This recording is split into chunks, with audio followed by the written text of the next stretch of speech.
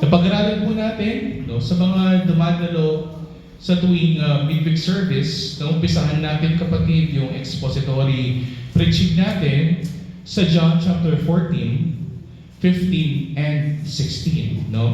Nalaman natin just a quick recap, summary ng ating pinag-aralan. Sa John chapter 14, nalaman ng mga disipulo ni Kristo na malapit na siyang mawala sa mundong ito. Ibig sabihin kapatid, malapit na siyang pagtaksilan ni Judas, malapit na siyang aarestuhin ng mga Romano, at malapit na siyang ipako sa krus. Sa makatuwid bagay, mamamatay na ang Panginoon. At nalaman ito ng mga disipulo ng ating Panginoon, kaya naggalunghanan sila kapatid. Sila'y nagtatakot, sila'y nangamba, sila'y nag-alala, sapagkat ang kanilang buhay, ang kanilang kinabubuhay, ang kanilang pag-asa, ang kanilang pananampalataya, lahat ay nasa ating Panginoong Jesucristo. Kaya natatakot sila na ang ating Panginoong Jesucristo ay lilisan na sa mundong ito. At nalaman natin sa John chapter 14, sabi ng ating Panginoon, I am in the Father, siya ay nasa Ama, and the Father is in me, at ang Ama ay nasa Kanya. Kaya huwag kayong mag-alala, ang sabi niya, kung kayo ay nasa akin, if you are in me, then I am in you. At ako naman ay sa inyo. That is John chapter 14. At ang kapayapaan ko ay ibibigay ko sa inyo. Sabi niya, my peace I give to you. Upang hindi na kayo mag-alala pa. Itong kapayapaan na ito ang magbibigay sa inyo ng kagalakan. Kaya sa John chapter 15, ano po yung konteksto doon? Kasi intertwined yan kapatid, tuloy-tuloy po yan. It is about our Lord Jesus Christ being in the Father, and the Father is in Him, and we are in Christ, and Christ is in us. Kung baga kapatid, mayroon tayong koneksyon sa Ama natin na nasa langit dahil tayo ay na kay Kristo Jesus. Kaya walang ibang tagapamagitan sa mundong ito maliban lamang sa iisang ipinadala para sa atin, ang anak na si Jesucristo. Napag-aralan natin ito. Kaya sa John chapter 15, nalaman natin na kailangan tayo ay na kay Kristo. We are supposed to be in Christ para kung ano man ang hihingin natin in His name, sa Kanyang pangalan, ay maibigay sa atin ng Ama sa langit. At kung anuman ang hihingin natin sa pangalan ng ating Panginoong Jesucristo, ang ipangako, ibibigay ng Diyos sa atin. At dapat ang katanungan, ano ang hinihingi ng isang taong makasalanan? Kapatawaran, di ba? Ano ang hinihingi ng isang taong marumi? Kalinisan. Anong hinihingi ng isang taong pasaway at rebelde sa Diyos? Kapayapaan sa Diyos at katwiran na nagmumula sa Diyos. Lahat ng hihingin natin sa ngalan ni Jesus ay ibibigay ng Ama sa langit. That's John chapter 15. Sinabi niyo sa John chapter 14, sinabi natin Panginoong Kristo yun sa John chapter 15, at ganun din kapatid na inulit niya sa John chapter 16 na pag-aralan natin ito last week. Ang sabi natin Panginoong Kristo, kung ano man ang hihingin natin sa ngalan ng ating Panginoon ay ibibigay ng Diyos para sa atin, sapagkat napagtagumpayan na niya ang mundong ito. Hindi ba? Nalaman natin ito. Magagalit ang mundo sa atin sapagkat nagagalit ang mundo sa ating Panginoon. Kung sino ang ating Panginoon, ganun din ang gagawin ng mundo sa atin. Kung inusig ang ating Panginoon Kristo, uusigin ka rin ng mundong ito. Sabi ko nga, di ba? Ang sabi rin ng ating Panginoon Kristo, ganyan din yung mangyayari sa inyo. Bakit ito mangyayari sa atin? Sapagkat sa ganung paraan tayo pinapabanal ng Diyos. Pinag-aralan na po natin yon last week sa John chapter 16. Kaya ngayon kapatid, bago tayo mag-John chapter 17, nais ko po na pong basahin po yung last verse ng John chapter 16. Sapagkat ito yung napakahalaga at maganda na atin itong malaman. Mag-start po tayo sa John chapter 16 verse 32 to 33. Ang sabi dito ng ating Panginoong Kristo sa John chapter 16 verse 32, narito, sabi ng ating Panginoon, ang oras ay dumarating. Oo, dumating na. Ito yung sinasabi ng Panginoon na malapit na siya, kapatid. Malapit na siyang pagtaksilan ni Judas at malapit na siyang arestuhin ng mga Romano. No? Alam niyo yung kwento, di ba? Ihahalikan siya ni Judas, kaya nga meron tayong kasabihan, ang halik ni Judas ay halik ng pagtataksil, di ba? Narito, ang oras ay dumating na kayo'y mangangalat. Ibig sabihin, tayong lahat ay aalis, mag-iwang-iwalay, at ang bawat tao sa kanya-kanyang sarili. Ibig sabihin tayo ay magkakanya-kanya, kapatid. At ano yung resulta ng pagkakanya-kanya natin? At ako'y iiwan ninyong mag-isa. Ang sabi dito ng ating Panginoon, kung inuusik tayo ng mundong ito, mayroong mga tao na kapag inusik sila ng mundong ito, mayroong mga madaling bumigay. Mayroon yung nakilala nila si Kristo pero madaling sumuko. No? Mayroong mga tao na sinabi nila kilala nila si Kristo pero madaling nanlamig. Sila itong iiwanan nila ang ating Panginoon. Ngunit ang sinabi ng Panginoon, kahit iiwanan niyo ako, mayroon pa rin siyang kasama. Sabi niya, hindi ako nag-iisa. At gayon may, hindi ako nag-iisa. Ito sinabi ng ating Panginoon. Bakit niya nasabi na hindi siya nag-iisa? Sapagkat mayroon po siyang kasama. Sino yung kasama niya? Sapagkat ang Ama ay sumasa akin.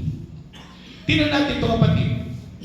The Father is in me. Ang Ama ay sumasa akin at ako ay sumasa Ama. I am in the Father. Ibig sabihin, lahat ng ginagawa ng ating Panginoon Kristo sa mundong ito, ang mayroong otoridad, ang mayroong kalooban, ang nag-utos sa Kanya na gawin yung mga bagay nito ay ang Ama na nasa langit.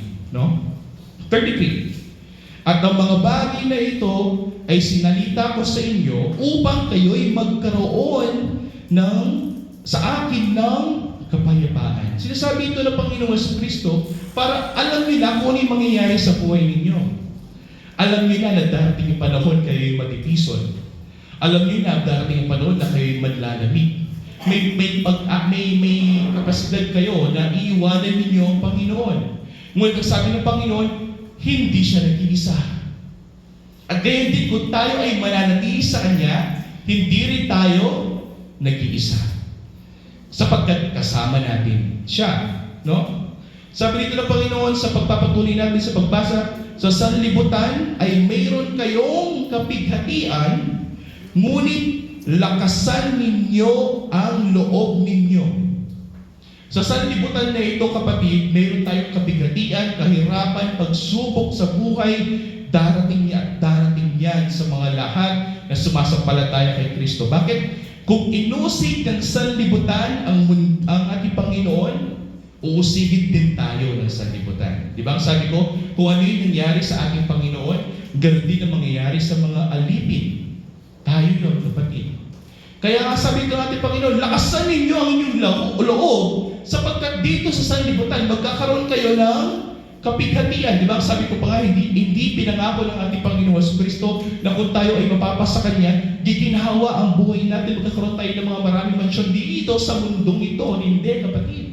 Dito sa mundong ito, ang mangyayari sa atin, tayo magkakaroon ng kapighatian. Kaya ang sabi niya, since alam niyo na kayo magkakaroon ng problema, since alam niyo na kayo magkakaroon ng kapighatian, lakasan ninyo ang inyong loob. Bakit? Sapagkat ang ating Panginoon na ating sinasamba, na ating pinaglilingkuran, na ating sinusunod sa ating buhay, na ating binibigyan ng ating utmost respect at pananampalataya, ay dinaig na niya ang sanlibutan na ito. Ano ibig sabihin ng kapatid? Siya ay nagtagumpay na sa sanlibutan ito. He overcame the world. Ano ibig sabihin nun? Sa mundong ito may kamatayan. Sa mundong ito may kasalanan. Sa mundong ito may karumihan. Sa mundong ito mayroong korupsyon. Pero ang Panginoon, napagtagumpayan niya ang mundong ito. At ang sabi niya, magkaroon kayo ng kapayapaan sa inyong sarili. Huwag kayong maglala. Huwag kayong matakot. Kung napagtagumpayan ko ang mundong ito, mapagtatagumpayan niyo rin ang mundong ito. Ito yung sinasabi ng Panginoon sa John chapter 16. Kaya mahalaga po na tinapos ko ito, sapagkat hindi pa natin natapos last week. upang mas lalo natin maintindihan. Our Lord, He overcame the world. Di ba may kanta? You have overcome, you have overcome, hallelujah. Praise God. Jesus has overcome the world. Ibig sabihin na pagtagumpayan niya ang kasalanan, ang kamatayan, lahat ng bagay na nasa mundong ito. Kung ang Panginoon na pagtagumpayan na niya ang mundong ito, doon tayo papasok sa John chapter 17. Ang kasunod ng ating pinag-aaralan. Again, kapatid, hindi ito bago, no? Pag sinabing John chapter 17, hindi siya hiwalay sa John chapter 16 at hindi siya hiwalay sa John chapter 15 nor hiwalay sa mga previous chapters, kapatid. Sunod-sunod po ito. Tuglong-tuglong niya pa ini. Ne? Aliya po hiwa-hiwalay. Alipol pa dengaywa, pikawa-kawani din na magaluwayan meaning. Ano yung ibig sabihin ng Panginoon? Siya ay iisa sa Ama, at ganoon din ko tayo ay iisa sa Kanya, tayo din ay magiging iisa sa Ama, so may kakaroon tayo ng kaligtasan. Diba? So John chapter 17, ganoon din ang gagawin ng Panginoon. Papatunayan niya, ang Panginoon papatunayan niya sa atin na kung anuman ang hihingin natin sa Ama, sa ngalan niya ay mangyayari sa buhay natin. Fun fact, kapatid, John chapter 17, itong buong chapter na ito, kung babasahin ninyo, ay isang chapter or kapitulo ng pananalangin ng ating Panginoon sa Ama na nasa langit. Fun fact, this is the longest prayer of the Lord Jesus Christ to the Father in heaven. Sa lahat ng mga Gospels, Matthew, Mark, Luke, and John chapter 17 is the longest prayer. Ang pinakamahabang dalangin ng Panginoon na ginawa niya sa buong gospel ng ating pinag-aaralan. That's just a fun fact. Hindi sa alam ninyo. No? At ang John chapter 17 is all about our Lord Jesus Christ prayer. Okay, that is number 1. Number 2, kapatid, itong panalangin na ito, itong dalangin ng ating Panginoon ito, ay mayroong 3 parts. Meron siyang 3 parts. Ang part 1, ang dalangin ng ating Panginoong Jesucristo sa Ama para sa kanyang sarili. Pangalawang part, ang dalangin ng ating Panginoong Jesucristo sa Ama para sa kanyang mga disipulo. At ang pangatlong part, ang dalangin ng ating Panginoong Jesucristo sa Ama para sa lahat ng mga taong sasampalataya sa Kanya. Sa lahat ng mga tao, kabilang na tayo doon, kapatid, na maniniwala at magtitiwala sa ating Panginoong Jesucristo. Kapatid, yakapaman ni Bayit, penalangin na naga ni kakatamong Ginoo. Ito yung pag-aaralan natin ngayong gabi na ito na marahil, kapatid, actually, kaya inumpisahan ko sa John chapter 14, 15, 16, kasi ito yung ultimate pinakamagandang panalangin ng ating Panginoong Jesucristo para sa atin, ang dahilan kung bakit tayo mayroong kaligtasan. Napag-aralan natin, kapatid, ng ating Panginoong Jesucristo Sunday, na ang ating Panginoong Jesucristo ay dumadalangin para sa atin. Pinanalangin niya si Pedro, na si Pedro ay hindi mawalan ng pananampalataya. Kahit kinukuha siya ng dyablo, hindi siya inayaan na makuha siya ng dyablo, kaya pinanalangin siya ng ating Panginoong Jesucristo na nawa hindi siya mawalan ng pananampalataya. At kung hindi siya mawalan ng pananampalataya, palalakasin ni Pedro ang kanyang mga kapatid. Ano nangyari? Kahit pinagtaksilan niya ang ating Panginoong Jesucristo ng 3 beses, tumilaw ang manok ng 3 beses, hindi siya nawalan ng pananampalataya. Bakit? Kasi sino yung dumalangin? Sino yung nanalangin para sa Kanya? Mismo ang ating Panginoong Jesucristo ang dumalangin para sa ating kapatid na si Pedro. At ganun din ngayon, kapatid, kung idinalangin ka ng anak sa Ama na nasa langit, ito ay mangyayari sa bawat isa sa atin. Tandaan, kung pinapanalangin natin ang ating dalangin sa Ama, sa ngalan ng ating Panginoong Jesucristo, in His name, ano yung mangyayari? Ito ay mangyayari sa bawat isa sa atin, di ba? All that we pray for to the Father will happen to you in my name, sabi ng ating Panginoong Jesucristo. Kaya pag nananalangin tayo, lagi nila-explain to. after natin dalangin, hindi po siya random na sinasabi natin, wala na, after natin manalangin in Jesus' name lang. No! Mayroong dahilan kung bakit natin sinasabi yun. Sapagkat ang dalangin natin sa Ama ay lagi natin pinapa-course through, pinapadaan natin sa kapangyarihan, sa otoridad, sa kaharian ng ating Panginoong Heso Kristo. That is in His name. Okay? At ngayon, kapatid, in His name, sa Kanyang pangalan mismo, sa Kanyang mga gagawin, nanalangin din siya sa Ama. At ang panalangin dito ng ating Panginoong Kristo, in the Bible, if you're going to look at your Bible, meron siyang subcontext or subtopic. The high priestly prayer of our Lord Jesus Christ. Kung sinabing high priest, na pag-usapan na natin ito, ang dakilang saserdote. Noong unang panahon, kapatid, ang Israel, binibigyan ko yung konting konteksto para malaman natin, no? Kahit mahaba.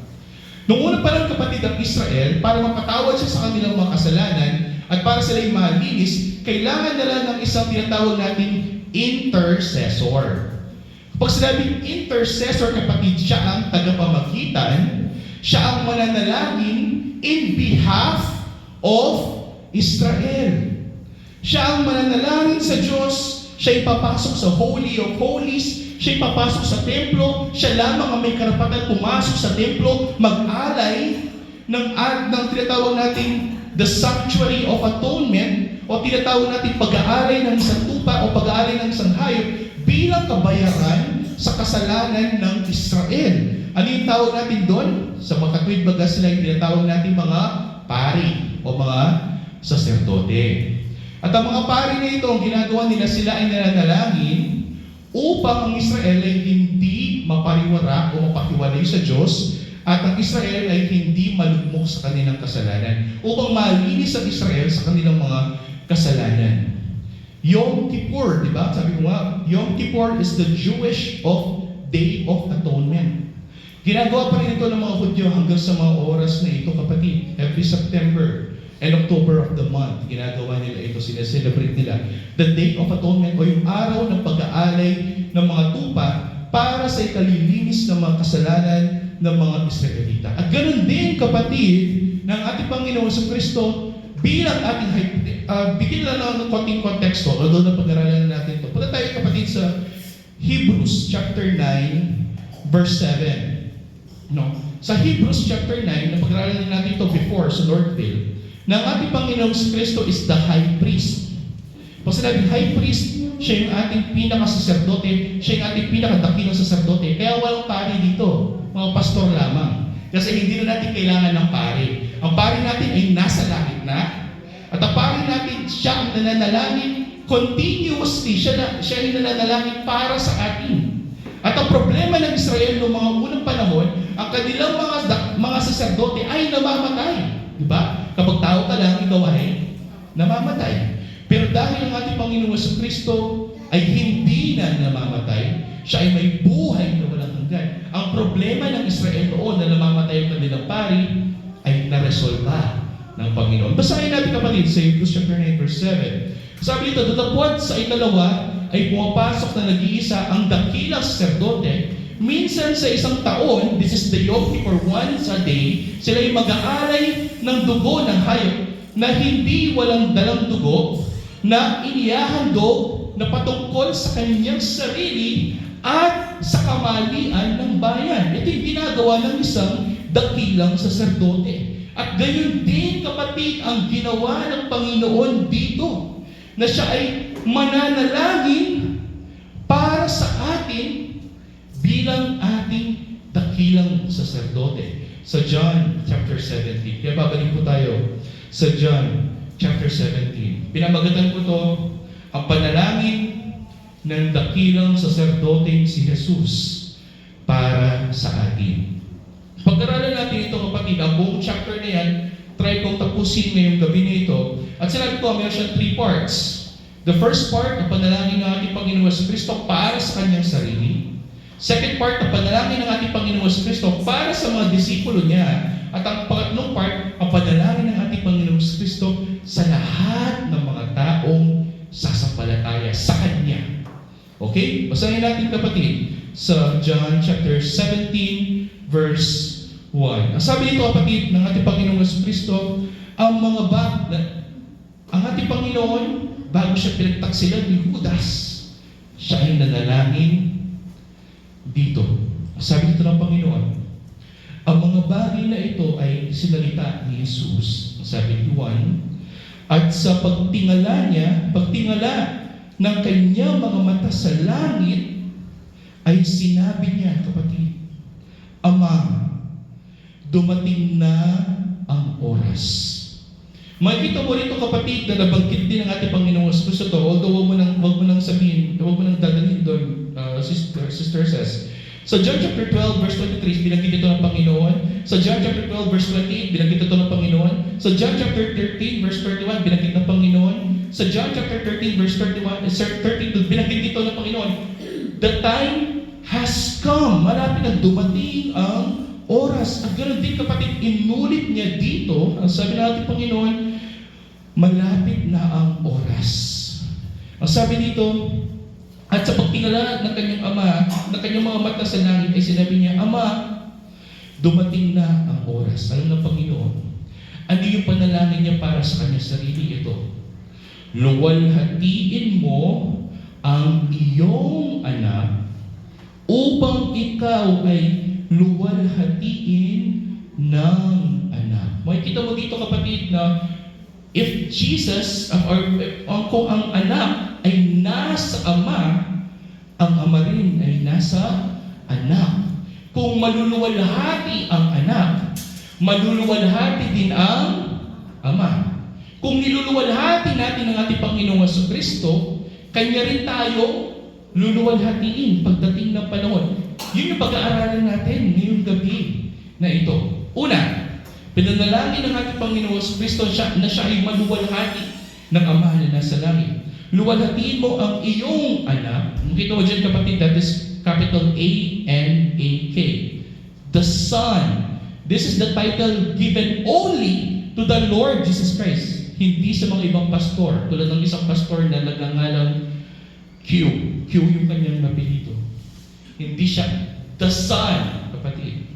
Ang anak nito at tinutukoy dito ay ang ating Panginoon Jesucristo. Siya lamang yan, kapatid. Upang ikaw ay luwalhatiin ng anak. Bakit ito pinanalangin ng Panginoon Jesucristo? Basahin natin sa 2. Ano yung pagluluwalhati na hinihingi, na idinadalangin ng ating Panginoon? Ito yung pagluluwalhati na ninanais sa Panginoon natin. Gaya ng ibinigay mo sa Kanya, ibig sabihin, gaya ng ibinigay ng Ama sa ating Panginoong Jesucristo, ang kapamahalaan sa lahat ng laman, the sovereignty for all creation, upang bigyan niya, yung niya dyan is, ang ating Panginoong Jesucristo, upang bigyan ng Ama, maibigay ang mga na kay Kristo Jesus ng buhay na walang hanggan.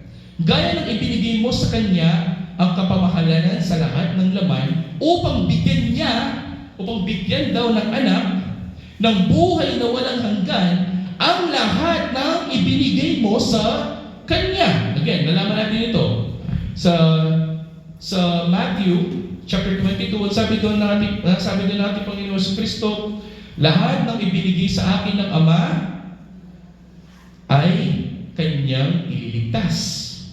Lahat tayong sumasampalataya kay Kristo tayo ay mga love gift, kapatid. Tayo ay ibinigay ng Ama para sa ating Panginoong Jesucristo. At ganoon din ang sabi natin Panginoong Jesucristo, kailangan siya ay maluwalhati ng Ama upang kung sino man ang mga naibigay sa Kanya, sila din naman ay maluluwalhati. Hindi ba pinag-aralan natin ito? Kung naluluwalhati ang ating Panginoon Jesucristo, tayo din dahil tayo ay nasa Kanya, tayo din ay maluluwalhati. Kaya nga ito yung dalangin niya, sa Kanya, upang bigyan niya ng buhay na walang hanggan ang lahat ng ibinigay mo sa Kanya. This is the prayer of our Lord Jesus Christ para sa Kanyang sarili.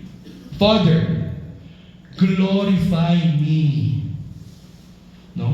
Ito ang patalangin ng ating Panginoon. Sa 3, At ito ang buhay na walang hanggan. Ito yung description ng ating Panginoong Jesucristo tungkol sa buhay na walang hanggan. Again, huwag nating aalisin sa context. Ano yung konteksto? Ang anak ay nasa ama at ang ama ay nasa anak. Tayo din naman, dahil sumasampalataya tayo kay Kristo, tayo ay nasa Kanya, tayo ay nasa anak, at ang anak ay nasa atin. Ibig sabihin, ang tanging daan natin papunta sa ama, ang tanging bridge natin, tulay natin papunta sa ama, ay sa pamamagitan lamang ng anak. Sino ang anak?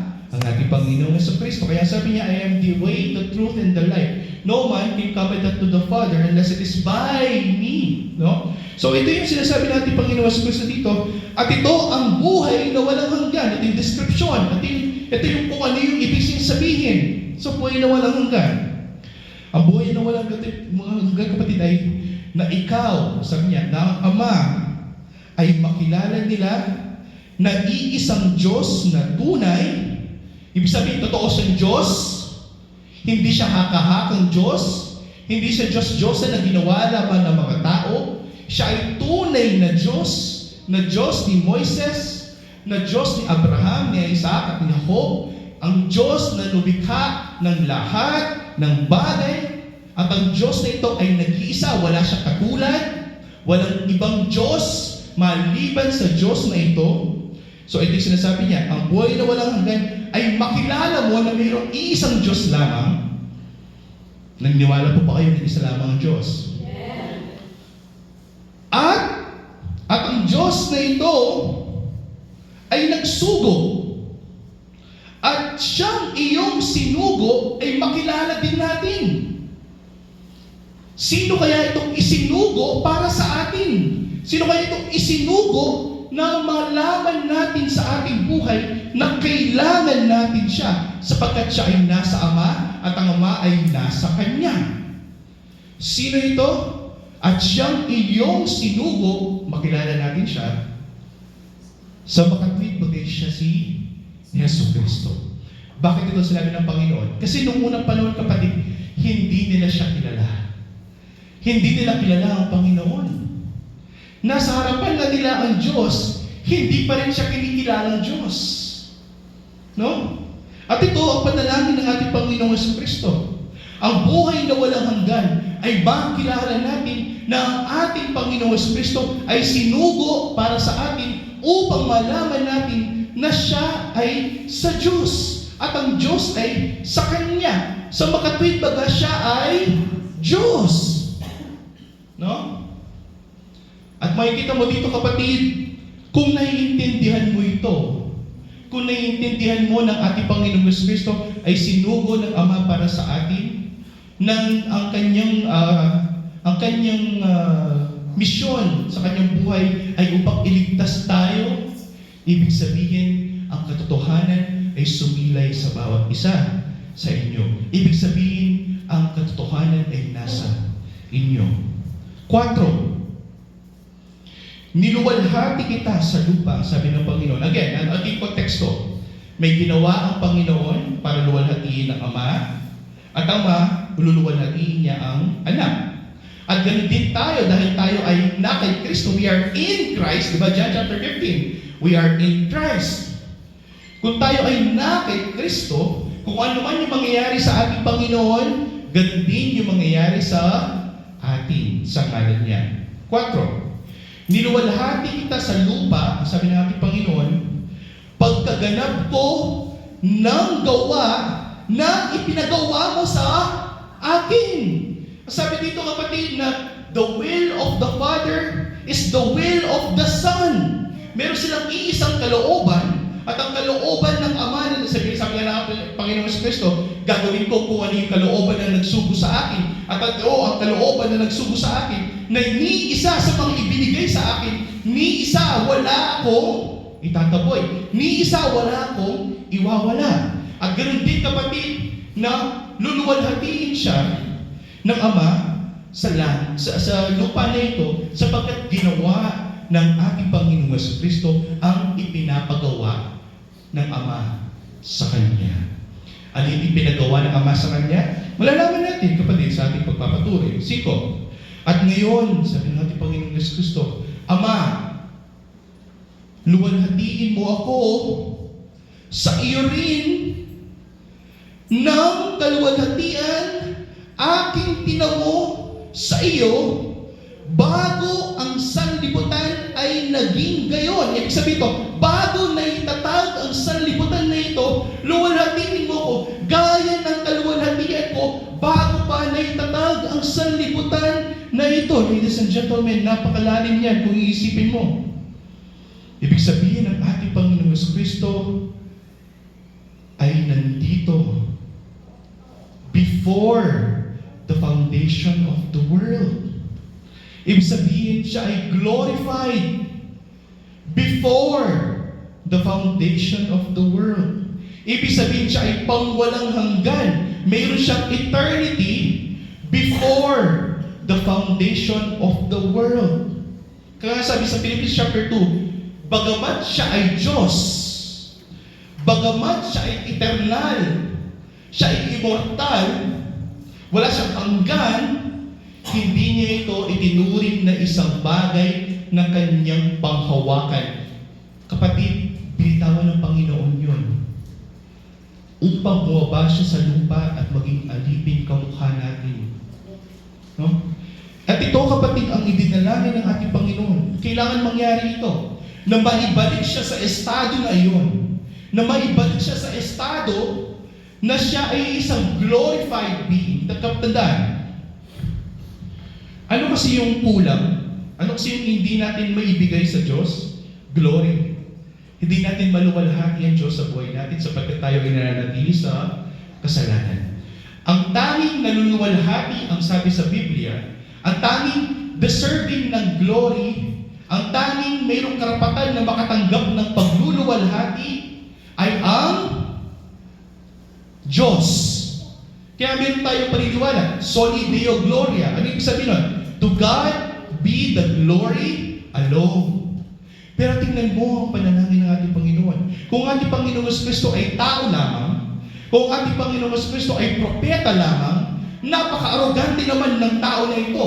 Napaka-arogante naman ng propeta na ito na humingi siya na siya ay luwalhatiin gaya ng kaluwalhatian ng isang Diyos. Ano yung kaluwalhatian na yun? Isang kaluwalhatian pangwalang hanggan.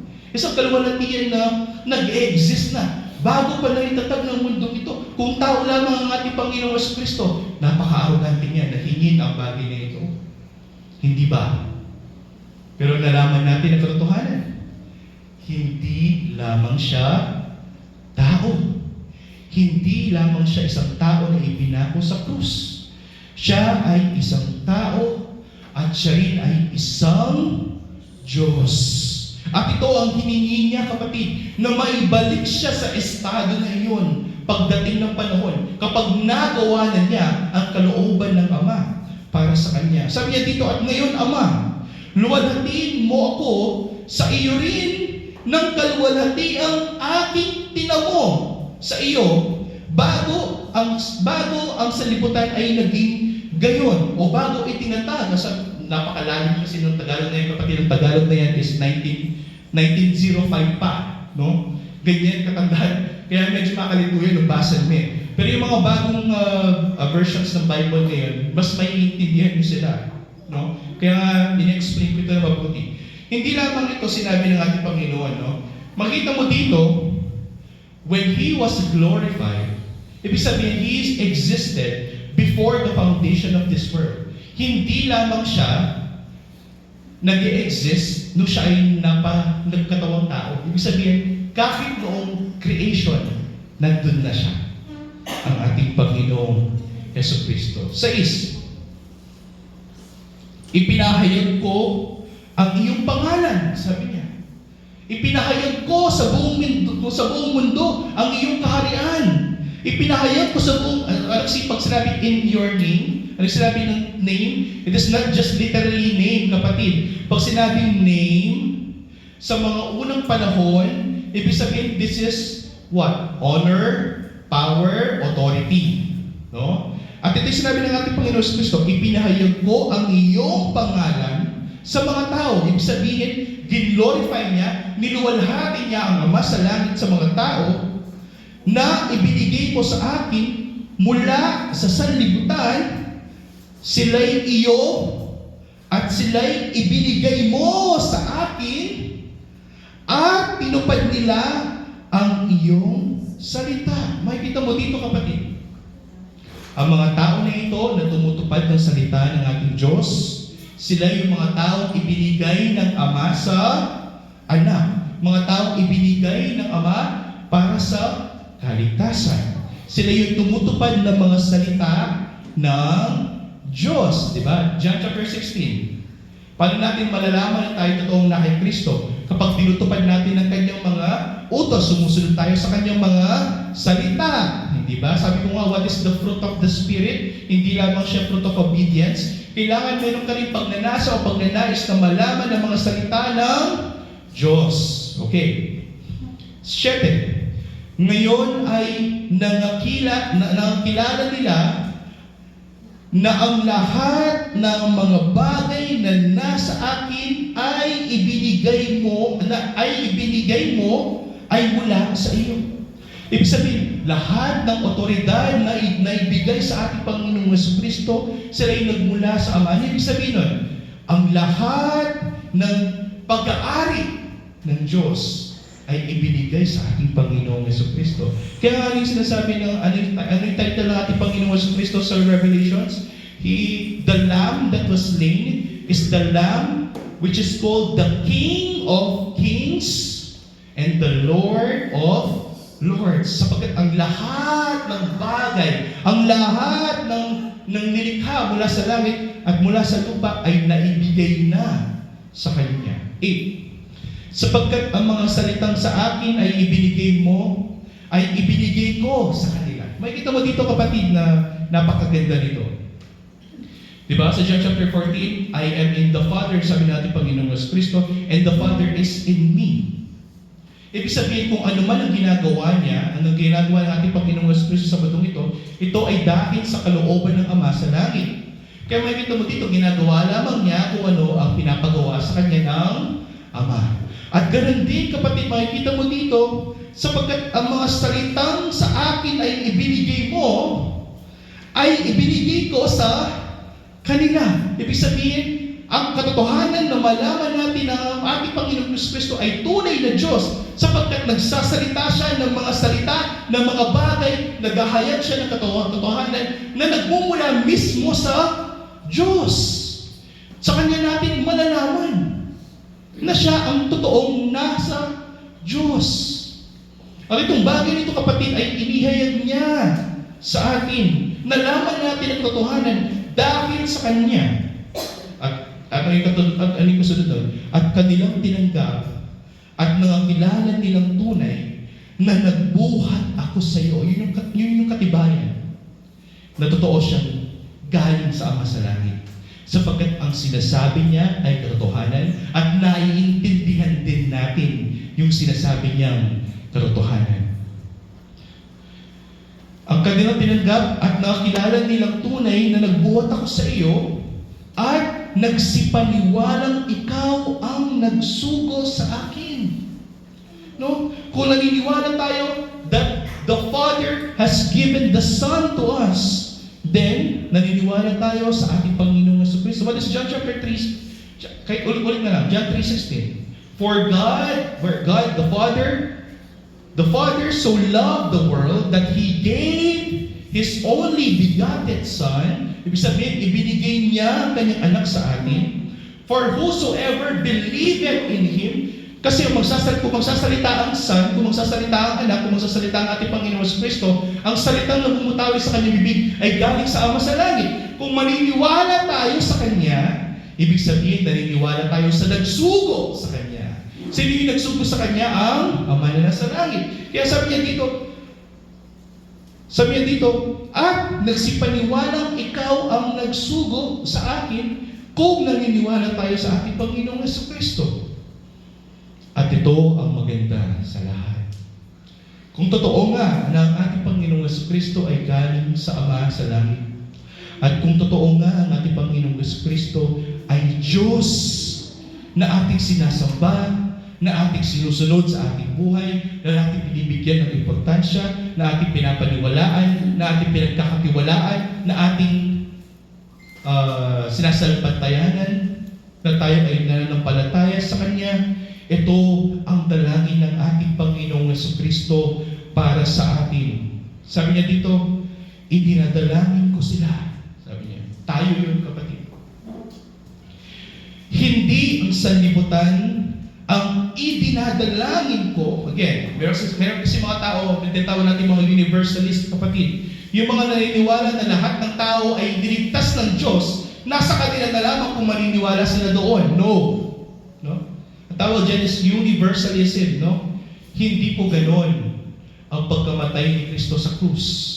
Ang pagkamatay ni Kristo sa krus ay para lamang sa mga taong idinalangin niya para sa kaligtasan. Makita mo dito, idinadalangin ko sila ng mga nakikilala ang ating Panginoong Jesucristo.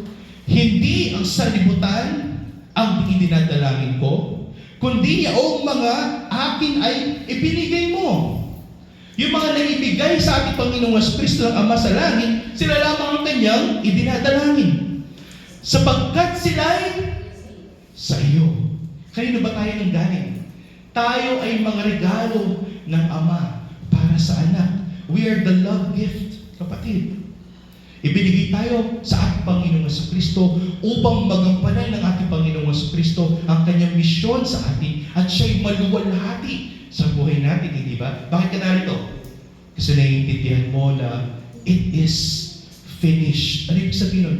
Nagawa na ng ating Panginoong Jesucristo ang kanyang misyon para sa ating lahat. Kaya tayo narito kasi niluluwalhati natin siya. Hindi ba? Naiintindihan ko ba?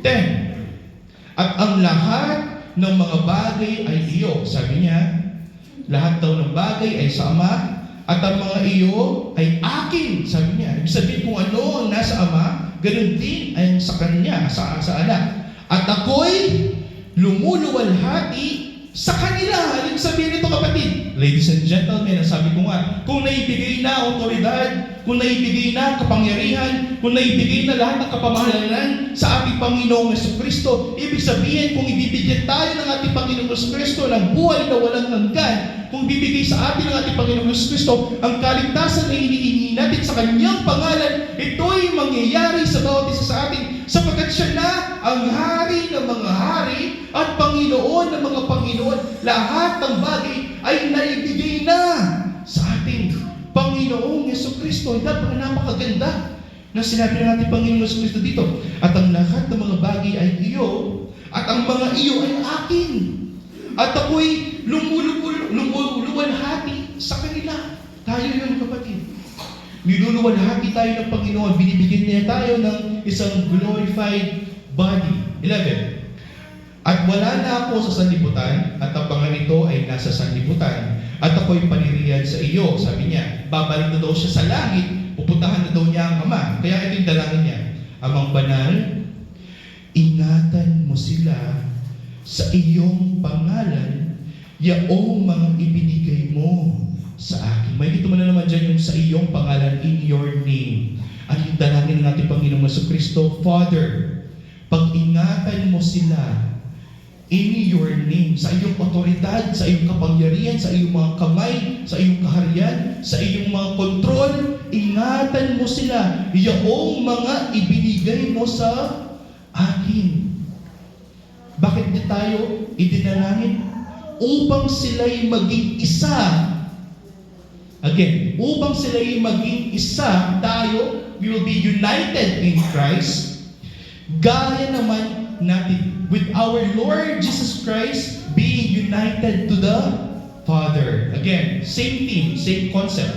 John chapter 13, John chapter 14, John chapter 15, John chapter 16. Our Lord Jesus Christ is one with the Father. He is united with the Father. Our Lord Jesus Christ, the Son, is in the Father, and the Father is in the Son.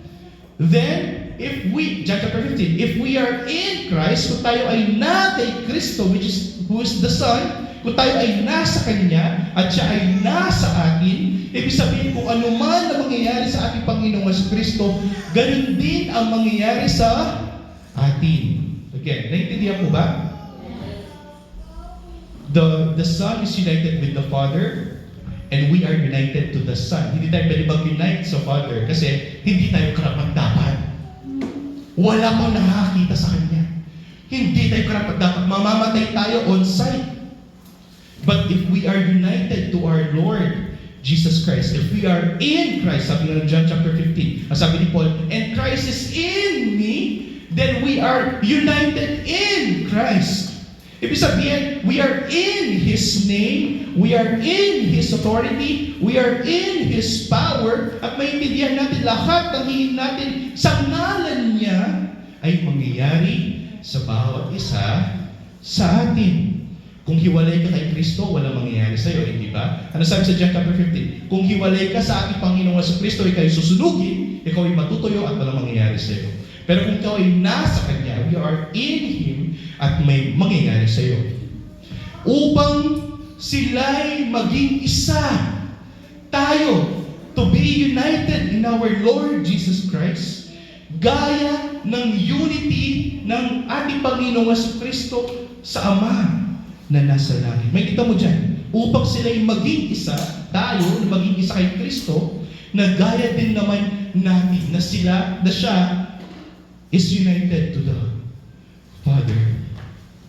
12. Samantalang ako'y sumasa kanila, ay iniingatan ko sila sa iyong pangalan. Ano naman yan, kapatid? No?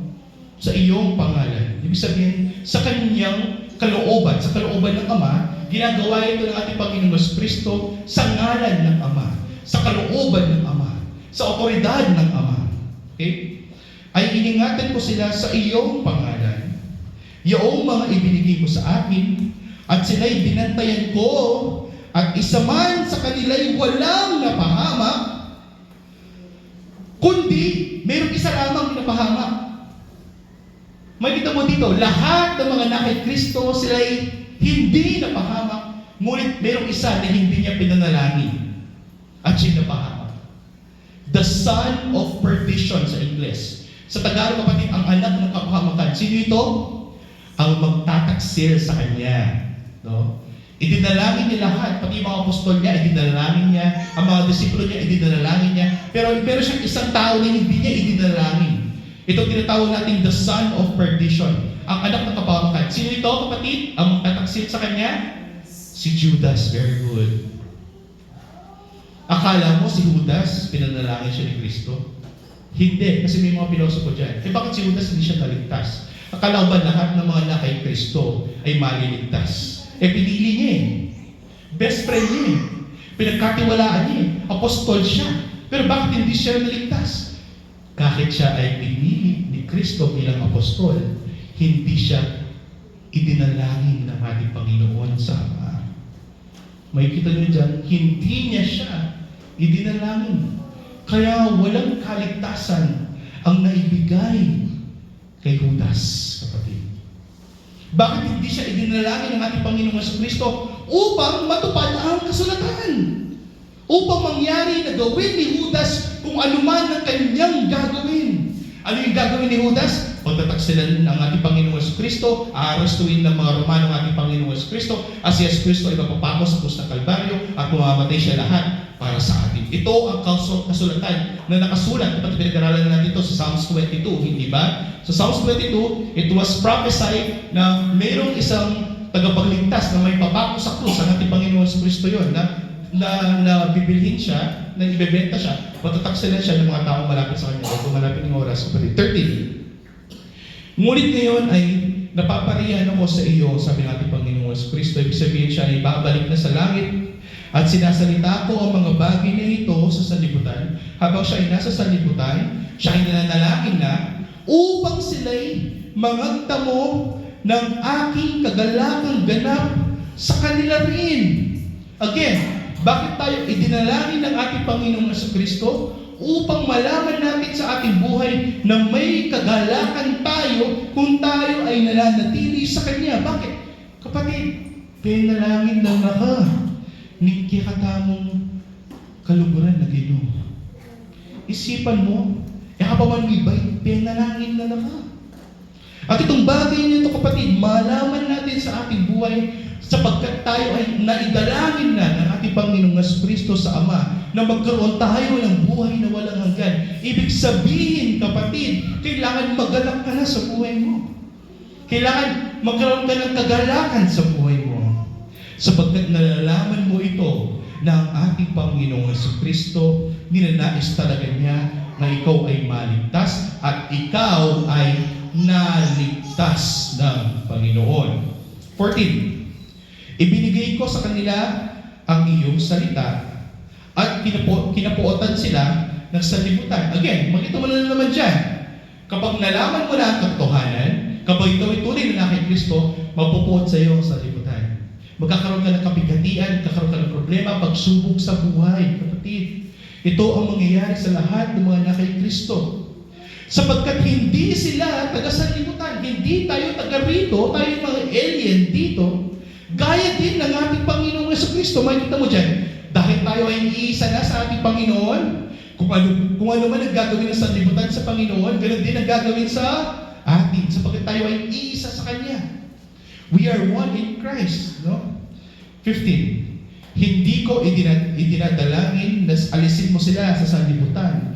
Di tayo dinalangin ng ating Panginoong Kristo na tayo ay mamatay at sumama na sa Kanya. No. Ano yung idinalangin ng ating Panginoong Kristo? Kundi ingatan mo sila mula sa masama. Ibig sabihin, kalooban ng ating Diyos na tayo ay manatili muna sa sanlibutan na ito. Tayo ay manatili muna upang gawin natin ang kalooban ng Diyos para sa atin. No? 16. Hindi sila taga-sanlibutan na gaya ko naman na hindi taga-sanlibutan. Ano ibig sabihin nun, kapatid? Kung ang ating Panginoong Kristo ay taga-langit, tayo din naman ay taga-langit. 17. Ating panalangin ng ating Panginoong Kristo, kaya nga tayo binibigyan ng mga pagsubok ng Diyos.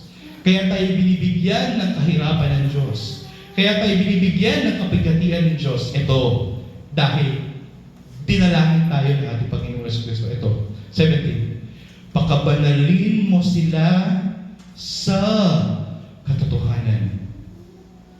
Paano tayo magiging banal?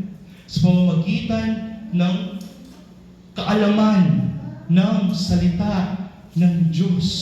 Sapagkat ang salita ng Diyos ay katotohanan. At kapag ikaw ay nagkakaroon ng kapigatian, pinapabanal ka ng Diyos, ikaw ay pinapalakas sa pamamagitan ng kanyang mga salita. At ang kanyang salita ay katotohanan. 18. Kung paanong ako'y iyong sinugo sa sanlibutan, sila'y gayon din sinusugo ko sa sanlibutan. Kaya nga hindi tayo kinuha ng Panginoon. Kaya hindi tayo isinama ng Panginoon.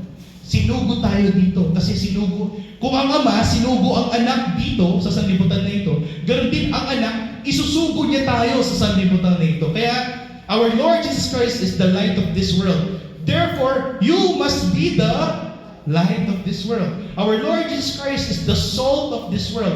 Then you must be the salt of this world. Kaya nga kung sino ang ating Panginoong Kristo sa mundong ito, dapat ganun din tayo. Kung niluwalhati ng Panginoong Kristo ang Ama sa langit, ganun din na dapat niluluwalhati din natin siya sa ating buhay. No, ito yung ibig sabihin dito, kapatid. 19. At dahil sa kanila'y pinabanal ko ang aking sarili upang sila naman ay mga pakabanal sa katotohanan. May kita mo dito, kaya nagpakabanal ang ating Panginoong Kristo upang tayo rin ay magpakabanal. Hindi siya gumawa ng kahit anong kasalanan. Di ba pag pinakanta natin, O Diyos ng katarungan at katwiran na kahit minsay hindi nabahiran, ibig sabihin hindi siya nagkasala, ang kanyang kabanalan at ang kanyang kaluwalhatian. Gayon din, kapatid, kung ang ating Panginoong Jesucristo ay nagpakabanal sa mundong ito, gawin din natin yon, kapatid. Hindi mo kaya? Nahihirapan ka? Pues, alalahanin mo, kasama mo ang Diyos. Ang Espiritu Santo ay nasa iyo. Ibinigyan tayo ng kalasag ng Panginoon, binigyan tayo ng espada ng Panginoon. Gamitin mo panlaban sa kaaway, magpakabanal kang lumakad, matatag sa pananampalataya sa ating Panginoong Hesukristo. Bakit ito ginawa?